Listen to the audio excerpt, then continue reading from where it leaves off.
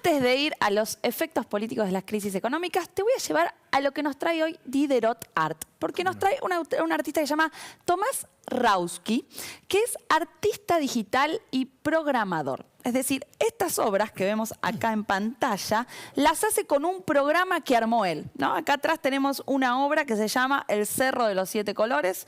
No sé si alguna vez estuviste en Purmamarca.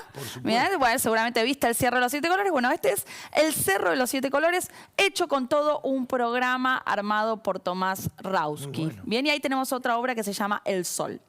Así que, si les gustan las obras de Tomás Rawski, mira, acá esta sería El Sol. Si les gusta esta obra, El Sol o El Cerro de los Siete Colores, pueden meterse en Diderot Art, la primera plataforma digital de arte contemporáneo. Acá, al lado, abajo mío, está el QR. Así que se meten, pueden ver las obras de Tomás Rawski, comprarlas, ponerlas, probarlas. Se las pueden llevar por una semana, probarlas en su habitación, en donde quieran.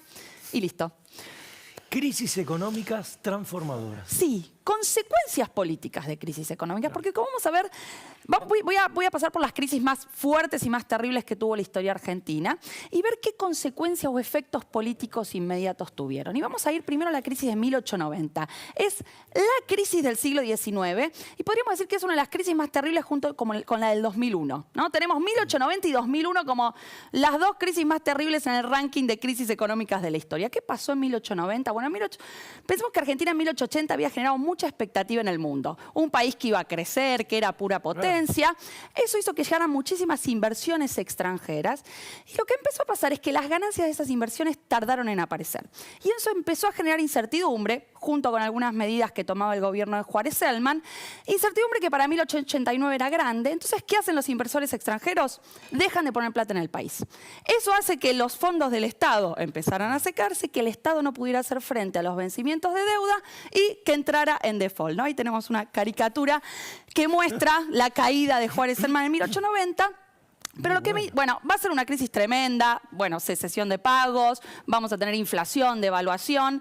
Es una crisis muy dura, pero lo que me interesa es ver los efectos políticos. Primero, el efecto político en el presidente. Juárez Celman se queda prácticamente solo y aislado dentro de su propio partido, del PAN, ¿bien?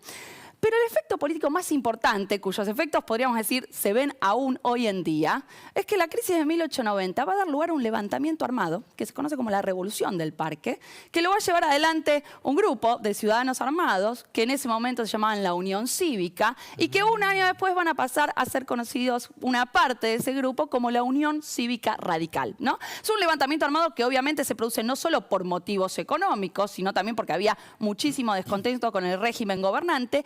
Pero la crisis de 1890 sin duda es un puntapié, un catalizador de todo ese descontento político que se va a expresar en el levantamiento armado de 1890. Entonces, podríamos decir que una de las consecuencias políticas de esa crisis la conocemos aún hoy porque la UCR sigue siendo un partido en la arena política.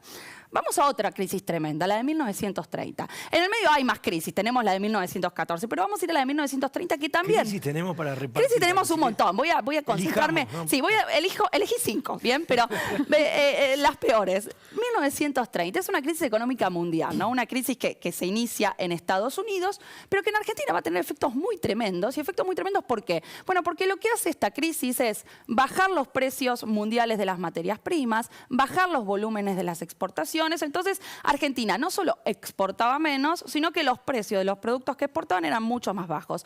¿A quién le explota esta crisis? A Hipólito Yrigoyen en su segundo gobierno. Y la explota en un contexto que hay que aclarar, esto me parece muy importante, de profunda polarización. Argentina estaba muy dividida entre 1928 y 1930, entre los irigoyenistas y los anti-irigoyenistas, con violencia política entre ambos grupos. Y además con discursos que empezaban a circular en esa época, en Argentina y en el mundo, antidemocráticos, ¿bien? De desconfianza hacia la democracia liberal, de críticas al sufragio universal, ¿bien? Muchos grupos empezaron a decir, nos confundimos con la ley Sáenz-Peña, ¿bien? Entonces, circulaban esos discursos antidemocráticos. Entonces, ¿cuál va a ser la principal consecuencia de esa crisis de 1930? El golpe de Estado de 1930. Y va a tener un efecto muy profundo en la historia argentina, porque a partir del golpe de Estado de 1930, las Fuerzas Armadas se van a convertir en un actor político en la Argentina durante todo el siglo XX, ¿bien? Entonces, otra vez, tenemos una crisis económica que va a estar catalizando, acelerando, procesos políticos que se estaban gestando, ¿no? Pero la crisis va a ser muy importante para entender Un detonante, claro. Un detonante central. Bien, no estoy diciendo, bueno, la única causa es la crisis. No, pero la crisis, tanto en 1890 como en 1930, detona, acelera estos procesos políticos que se estaban gestando. Vamos a otra crisis, la de 1975. Ahí ya capaz algunos, parte de la audiencia capaz la recuerdan, ¿no? El Rodrigazo. Esa es una crisis que va a ser producto del fracaso del pacto social. Asume Celestino Rodrigo del ala de López Rega el Ministerio de Economía durante la presidencia de Isabel. Va a hacer una terapia de shock para tratar de terminar con la inflación, que en realidad va a generar todo lo contrario. Esa terapia de shock consiste en una devaluación muy fuerte que va a generar liberalización de los precios, una disparada de la inflación, se van a pulverizar los ahorros de la gente y se va a generar toda una situación caótica donde otra vez vamos a tener la figura ya de una presidenta muy débil, pero con un poder completamente erosionado en ese contexto de crisis donde no se puede hacer cargo de la situación.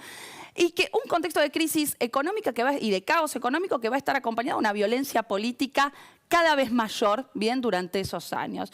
Todo esto, ¿a qué va a llevar? Va a llevar al golpe de Estado de 1976, pero además a que en ese contexto de caos económico las Fuerzas Armadas sean vistas por parte de la sociedad como la salvación posible, ¿no? A que los discursos mesiánicos de las Fuerzas Armadas frente a ese contexto de caos tengan cierta pregnancia en la sociedad, ¿bien? Que nos permite entender por qué pasó lo que pasó. Pasemos a las crisis post-transición democrática. 1989-2001. Algo bueno para decir de estas crisis en comparación con las últimas dos que veníamos viendo es que no van a catalizar en golpes de Estado. ¿Bien? Es decir, que a pesar de que tenemos crisis muy, muy profundas, la democracia sobrevive. Bien, entonces esto me parece como un punto, una diferencia en comparación con las crisis anteriores. Ahora, si vemos la crisis de 1989, saqueos, hiperinflación, tienen un efecto político, que es el adelanto del traspaso de mando, claro, ¿no? Obviamente. Digo, uno, visto en comparación con lo que veníamos viendo, ese efecto político no es tan grave, ¿no?, como el de las crisis anteriores. Pudimos procesar de una manera un poco menos traumática, ¿no? Con un efecto político menos traumático. Ahora, si miramos la crisis del 2001, el efecto político sí es un poco más fuerte, sí, claro, que en 1989. Y el efecto político está relacionado con parte de las cosas que venía diciendo Ana y que nos viene contando hace un tiempo, que es la desconfianza en el sistema de partidos, ¿no? Una desconfianza que se evidenció en el gran número, en la baja participación, en el número de votos nulos y blancos. Pero lo interesante de ese efecto político no es solo el que se vayan todos, porque ese que se vayan todos, y esto lo ha marcado Juan Carlos Torre, no afectó a todos los partidos de la misma manera. Es decir, el radicalismo y el peronismo no se vieron afectados de la misma manera por esa crisis de representación. La crisis afectó muchísimo más al radicalismo que al peronismo. El radicalismo perdió entre las elecciones del 99 y el 2001 un 60% de los votos, mientras que el peronismo perdió un 25% de los votos. Esto nos lleva a preguntarnos, o podríamos preguntarnos, ¿qué efectos políticos va a tener la crisis que estamos viviendo hoy? ¿Puede ser que la crisis que estamos viviendo hoy tenga un efecto político similar al que tuvo la del 2001 sobre el radicalismo, pero esta vez sobre el peronismo? Uno podría preguntarse. ¿O puede tener la crisis que estamos viviendo hoy un efecto sobre todo el sistema de partidos que estamos viviendo?